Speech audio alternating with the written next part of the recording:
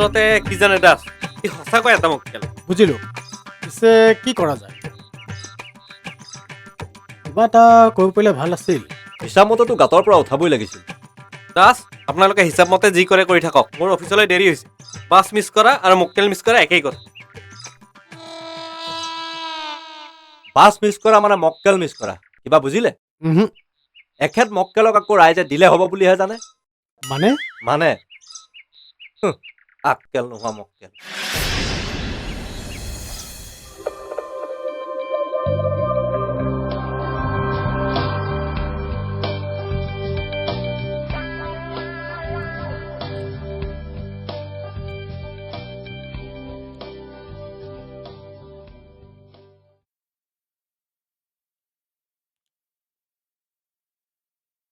Sir, কথা এটা সুধিব লগা আছিল। সোধক। হেৰি, মোৰ নাম নৰেন ৰাভা। যোৱা মাহতে লোন এটাৰ কাৰণে দৰখাস্ত কৰিছিলোঁ। কাগজ পাতিখিনিও জমা দিয়া আছিল। চেংচন হ'লনে বাৰু?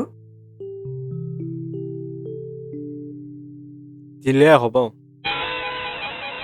দিলে হয় যদি মই পিছত আহিম নেকি ছাৰ?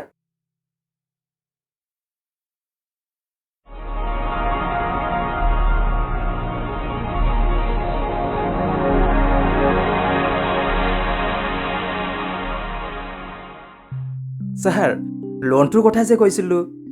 আপোনাক কৈছোঁ নহয়, দিলে হ'ব। আপুনি নুবুজে নেকি? আৰু কিমান দিলে হ'ব ছাৰ?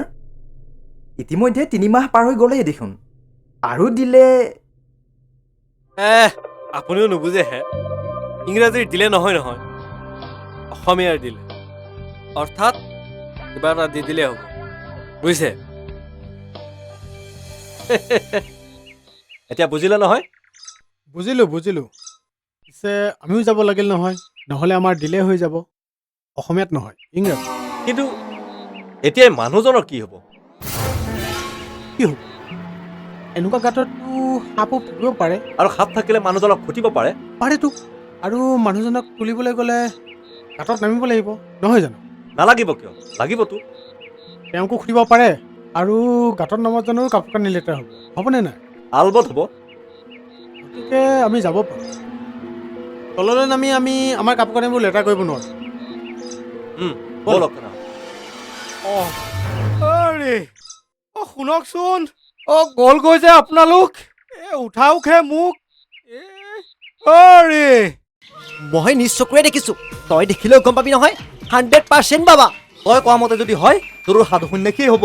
কৃপা কৰি যদি আজি নম্বৰটো কয়, তই আৰু বনি গলি বুজিছ। নম্বৰ মানে? কিহৰ নম্বৰ? কিয়? কি খেলৰ নম্বৰ? যদি বাবাই কৃপা কৰি তোক নম্বৰটো কয়, অ'। তই লাখপতি বুজিছ নাই? 10 টকা এটা হ'ব নেকি? 10 টকা অ'। আছে। এতিয়া ব'ল। ব'ল।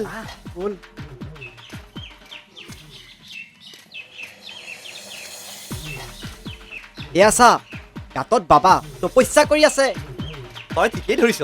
কিন্তু একো এটা আগনবঢ়ালে কিবা ক'ব জানো? উপায় এটাতো আগবঢ়াব লাগিব। ক'ত পাওঁ? কি কৰোঁ? এপলা পিছোৱা। কি হ'ল? কল কেইটামান দে। কিয়? কিয় মানে? দেখা নাই গাঁতত বাবা? ক'ত? হ'ব দে কল। এয়া ল।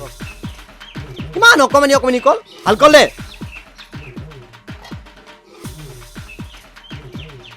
এয়া। এয়াহে ভাল কল। দে বাবাক দি দে। বাবা, এয়া কল লওক।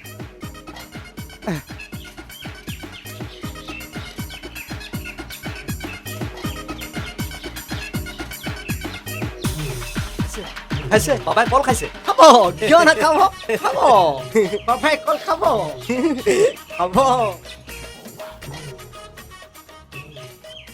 আৰু কল নাই নে? আছে 10 টিমত আছে। কল দে, বাবাই খুজিছে নহয়। এলাক। দে বাবাক কল দে। বাবা, এয়া আৰু লওক কল। আৰু ভালকৈ খাই লৈ নম্বৰটো কওক। কিহৰ নম্বৰ বাছা? কিয় নম্বৰ বাবা? আজি কি নম্বৰ লাগিব কৈ দিয়ক। মই কোনো বাবা চাবা নহয়, মই দুখীয়া মানুহ, দুখী ৰাম। কালি ৰাতি 10 বজাতে গাঁতত পৰিলোঁ, আচ্ছা কিন্তু মোক গাঁতৰ পৰা কোনেও উঠোৱা নাই। মানুহবিলাক পাখণ্ড হৈ গ'ল। খণ্ড ঐ বাবা, 1 দৰ্জনৰ ওপৰত কল খাই এতিয়া বল পাই আমাক পাখণ্ড বুলি কৈছ হা? তাৰোপৰি তোৰ নম্বৰটোও নকওঁ, চালা পাথৰ মাৰি মূৰ ফালি দিম মোক। বাবা ৰ হেৰ' বাবাই দেখোন নম্বৰটো ক'লেই। হা অঁ নম্বৰটো ক'লে কেতিয়া? অঁ ৰাতি 10 বজাত, মানে 1ৰ পিছত 0। হেৰা ঠিকেইতো, 1ত 0 10 কৈছে নে নাই? কৈছে নে নাই? কৈছে কিন্তু আগতো এটা গাঁত, পাছতো এটা গাঁত দিব লাগিব। ঠিক নহয় আৰু 11 ক'লে নে কৈছে, কৈছে। গাঁতত থকা বাবা কি? জয় গাঁতত থকা বাবা কি? জয়। গাঁতত থকা বাবা কি? গৈ দেখোন। হেৰি মোক ইয়াৰ পৰা উঠাওক হে, মই বৰ কষ্ট পাইছোঁ ইয়াত। খুলিছেনে? আহকচোন, মই কাবৌ কৰিছোঁ। ৰাইজ, আজি আবেলি ৰূপজ্যোতি সংঘৰ বাকৰিত অনুষ্ঠিত নিৰ্বাচনী সভাত ৰাইজৰ আগত বহুমূলীয়া ভাষণ ৰাখিবলৈ মাননীয় ৰাস্তা পদূলি নিৰ্মাণ বিভাগৰ মন্ত্ৰী শ্ৰীযুত সনাতন শৰ্মাদেৱ আহি উপস্থিত হ'ব। গতিকে আজিৰ এই সভাত ৰাইজৰ দলে বলে উপস্থিতি কামনা কৰা হৈছে। চৌদিয়া ৰাইজ, পাহৰি নাযাব, আজি আবেলি ৰূপজ্যোতি সংঘৰ বাকৰিত অনুষ্ঠিত হ'ব লগা সভাত আপোনালোকক সপৰিয়ালে সদল বলে উপস্থিত হ'বলৈ অনুৰোধ জনালোঁ। পাহৰি নাযাব ৰাইজ, আজি আবেলি ৰূপজ্যোতি সংঘৰ বাকৰিত অনুষ্ঠিত নিৰ্বাচনী সভাত ৰাইজৰ আগত বহুমূলীয়া ভাষণ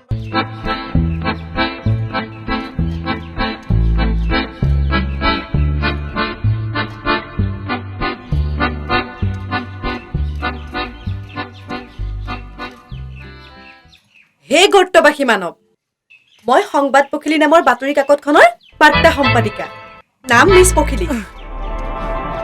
বাইদেউ, মোক ইয়াৰ পৰা তোলক। আপুনি বাৰু মোক আধা ঘণ্টা সময় দিব পাৰিবনে? আধা ঘণ্টা কিয়, 1 ঘণ্টা লওক, কিন্তু মোক ইয়াৰ পৰা উঠাওক। Thank U.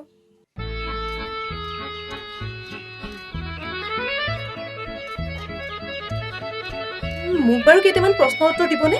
সোধক বাইদেউ, কি সুধিব? মানুহ আগতে গুহা বাসী আছিল, তাৰ পাছত এদিন গুহাৰ পৰা ওলাই আহিল, কিন্তু আপুনি এই জনপদ এৰি পুনৰ গুহালৈ উভতিছে। বাইদেউ, ৰ'ব, আপুনি কেতিয়াৰ পৰা এই গাঁতত মানে গুহাত প্ৰৱেশ কৰিলে, এই কথা আপোনাৰ মনত আছেনে? নাথাকিব কিয় বাইদেউ, কালি ৰাতিৰে পৰা। কালি ৰাতিৰে পৰা? কি আচৰিত। কিন্তু আপোনাৰ মনে কি কয়, মানে কেতিয়াৰ পৰা থকা যেন লাগিছে? এবছৰমান থকা যেন লাগিছে বাইদেউ। গুড, মই আপোনাৰ পৰা তেনে উত্তৰে আশা কৰিছিলোঁ। আচ্ছা, বাৰু এতিয়া কওকচোন, আপুনি যেতিয়া গাঁতত সোমাইছিল তেতিয়া আপোনাৰ মনৰ অনুভৱ কেনেকুৱা আছিল? মনোভাৱ মানে আপোনাৰ মানসিক অনুভূতি? বাইদেউ, এইবোৰ কি কৈছে মই একো বুজা নাই, কিন্তু মোক ইয়াৰ পৰা উঠাওক। আপুনি বাৰু এই গাঁতটোৰ ভিতৰত সোমাই সুখী হোৱা নাইনে? মুঠেই হোৱা নাই।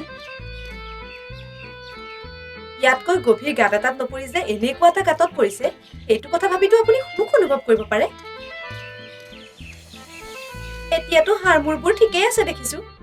বাইদেউ, এনেকুৱা আগবঢ়ি নথকা কথা নুসুধিব। বাৰু এটা কথা কওকচোন, আমেৰিকা আৰু চীন এই দুই শক্তিৰ মাজত আপুনি কাক বেছি শক্তিশালী বুলি ভাবে? কিন্তু মোক এই গাঁতৰ পৰা যিয়ে উঠাই তাকহে মই শক্তিশালী বুলি ভাবিম। আপোনাৰ উত্তৰৰ বাবে ধন্যবাদ। মোক ধন্যবাদ নালাগে বাইদেউ, মোক গাঁতৰ পৰা উঠাওক। উঠালে মইহে আপোনালোকক ধন্যবাদ নে কি সেইটো দিম। মাফ কৰিব দেই, মোৰ বৃত্তি সাংবাদিকতা। আমাৰ দেশৰ দৰিদ্ৰ জনসাধাৰণে কিমান কষ্টৰে দিন কটাইছে সেই বিষয়ে চৰকাৰক অৱগত কৰোৱাটো হ'ল আমাৰ কাম। আনহাতে মই মানৱ অধিকাৰ সুৰক্ষা সমিতিৰ মহিলা শাখাৰ সভানেত্ৰী মিছ পখিলী। সেই সূত্ৰে চৰকাৰ আৰু আইনৰ হাতত যাতে মানৱ অধিকাৰ খৰ্ব নহয় সেই বিষয়ে তীক্ষ্ণ নজৰ ৰখাটোৱে হ'ল আমাৰ কৰ্তব্য। এই কি হৈছে ইমান ভিৰ কিয়? ভাগো ৰাস্তা চৰো। বেআইনী ভাবে ভিৰ কৰিছে কিয়? হেৰি, কি হ'ল? মই নাগৰিক অধিকাৰ সুৰক্ষা সমিতিৰ মহিলা শাখাৰ সভানেত্ৰী মিছ পখিলী। তাতে কি হ'ল? একো হোৱা নাই, হৈছে এই গাঁতটোত এটা মানুহ পৰিছে।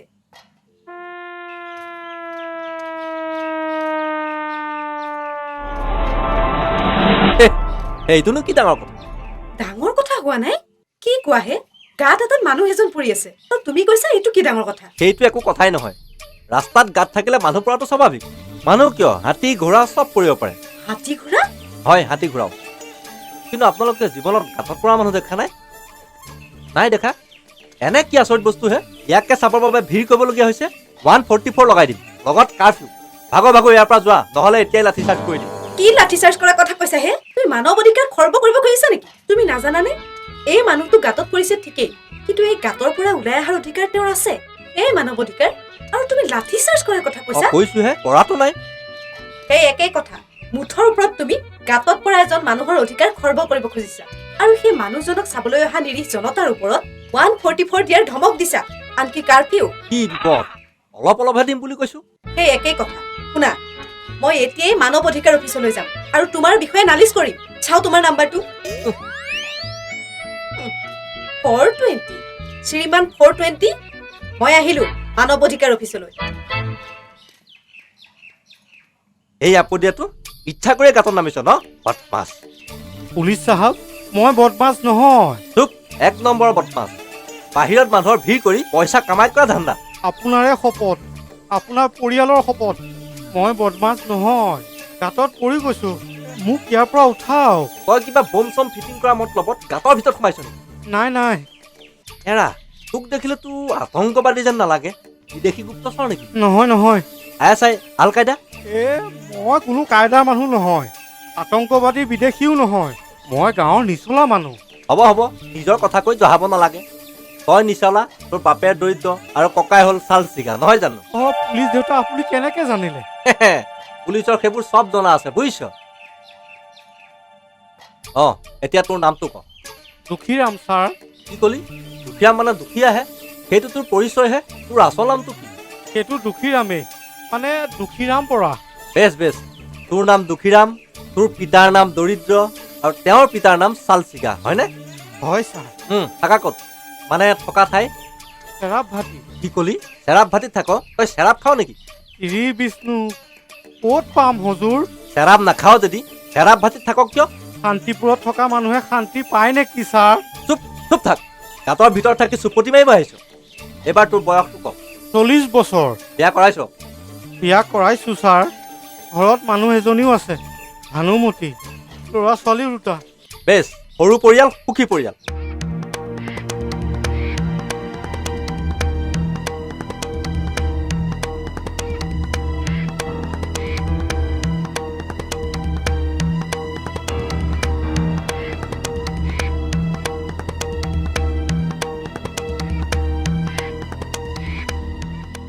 শুন কথা নকবি একদম চুপ থাক গাঁতৰ ভিতৰত জিন্দাবাদ নকবি এইখন ল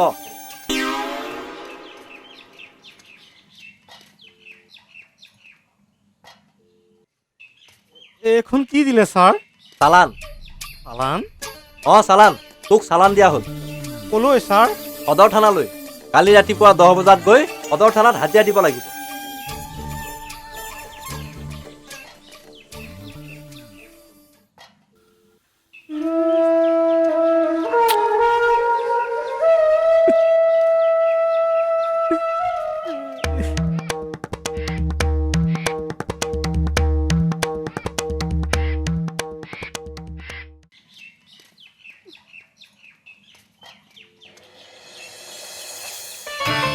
আলোক নিৰঞ্জন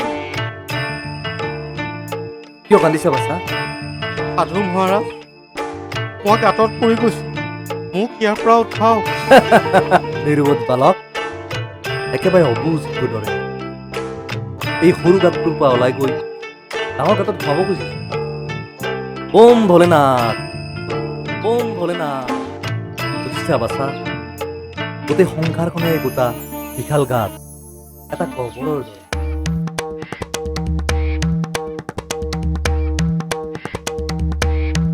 এই গাঁতবোৰৰ কোনোবাটো সৰু কোনোবাটো আকৌ ডাঙৰ গৰ্ত এই গাঁতৰ মাজত থকা নথকাটো মানুহৰ ইচ্ছাধীন নহয় বাছা একমাত্ৰ বাবাহে তোৰ ইচ্ছা পূৰণ কৰিব পাৰে কিন্তু স্বামীজী ভোলানাথ কিয় আপোনাৰ হাতখন আগবঢ়াই দিলেই দেখোন মই গাঁতৰ পৰা ৰাস্তাত উঠিব পাৰিম কি ক'লা গাঁতৰ পৰা ৰাস্তা ভুল বাছা ভুল ৰাস্তা ঘাট নৰ্দমা লাইট পোষ্ট এই সকলোবোৰ একেই সকলোবোৰ সমান এই সকলোবোৰ মৰিছিল সকলোবোৰ হয় বাছা মায়া মইতো এতিয়া বিদ্যালয়লৈ যাবলৈ ওলাইছোঁ বিশ্ববাসীৰ বাবে যজ্ঞ কৰিবলৈ বিশ্ব শান্তিৰ বাবে শান্তি যজ্ঞ মই তোমাক গাঁতৰ পৰা কেনেকৈ উঠাম বাছা বাবা অৱশ্যে মই তোমাক আশীৰ্বাদ বৰ্তমান তুমি য'ত যেনেকৈ আছা তাতেই শান্তিৰে থাকা ওম শান্তি আলোক নিৰঞ্জন আলোক নিৰঞ্জন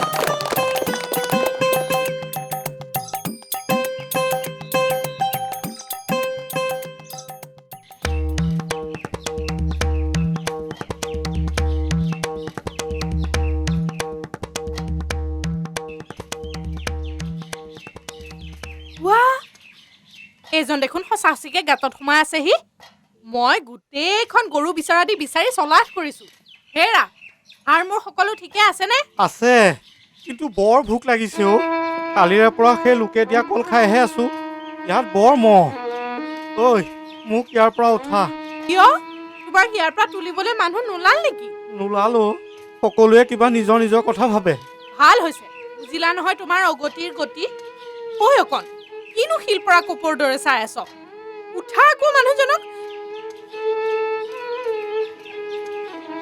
হেৰি ধৰক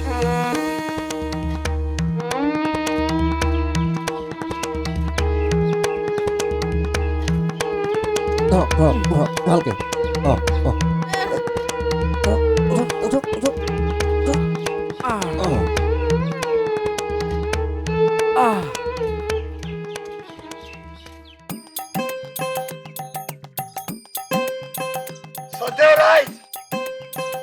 আপোনালোকে ইয়াতে সমবেত হৈছে আহক ৰূপজ্যোতি সংঘৰ বাকৰিত এখন নিৰ্বাচনী সভা পতা হৈছে আপোনালোক তাত আহক দলে দলে যোগদান দিয়ক আৰু এটা কথা এইবাৰ ৰাস্তা পদূলি সাজিবৰ কাৰণে ঢেৰ টকা আহিছে মুখ্যমন্ত্ৰী সড়ক যোজনাৰ কাৰণে বহুত টকা আহিছে আপোনালোকে জানে যে মই মন্ত্ৰী হৈ থকাৰ কালতে এই বিদেশলৈ গৈ বিদেশ মানে আমেৰিকা জাপান চীন দেশ এইবিলাকত ভ্ৰমণ কৰি আলি পদূলি কেনেকৈ বান্ধে বিশেষকৈ গাঁৱৰ আলি পদূলি কেনেকৈ বান্ধে মই এইবোৰৰ ট্ৰেইনিং লৈ আহিছোঁ এতিয়া কথা হৈছে যে আপোনালোকে যদি মোক এইবাৰৰ অহা নিৰ্বাচনত মোক ভোট দি জয়যুক্ত কৰে তেতিয়াহ'লে মই পৰৱৰ্তী সময়ৰ কাৰণে মই আপোনালোকৰ আলি পদূলি সকলো বান্ধি দিম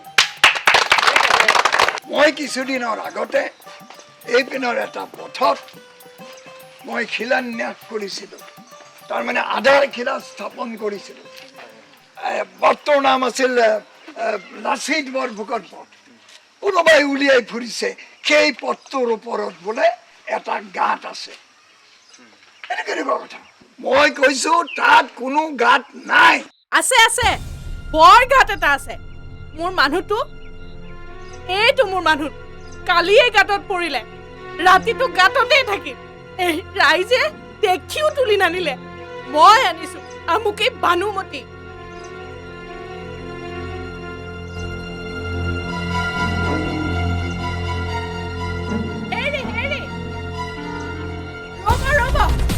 ৰ'বচোন আপুনি দৌৰিছে কিয় হেৰি